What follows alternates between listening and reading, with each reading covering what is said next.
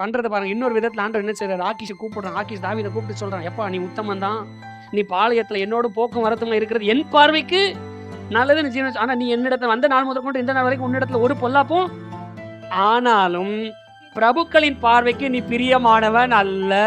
அல்லேலூயா. தேவ திட்டம் நம்முடைய வாழ்க்கையில தடைபடக்கூடாது என்கிறதற்காக ஆண்டவர் செய்கிற செயல் என்ன தெரியுமா, சிலருடைய பார்வையில நாம பிரியமானவர்களா இராதபடிக்கு கர்த்தரே தடுத்து போடுறார். சிலருக்கு நம்மளை பார்த்தாலே பிடிக்காது, அதுக்காக கர்த்தருக்கு ஸ்தோத்திரம் பண்ணணும்.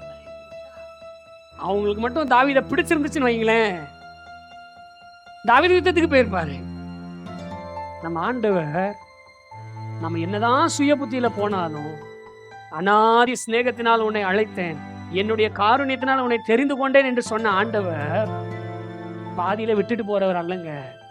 கூட இருந்து சீர்படுத்தி என்ன பண்ணிட்டு போறார், முடிவு கொண்டு போறார். நம்ம எப்போ வழிகளிலெல்லாம் அவரை நினைக்கிறோமோ அப்போ நம்முடைய பாதை அவர் அப்படிதான் செவைப்படுத்துகிறார். அல்லேலூயா.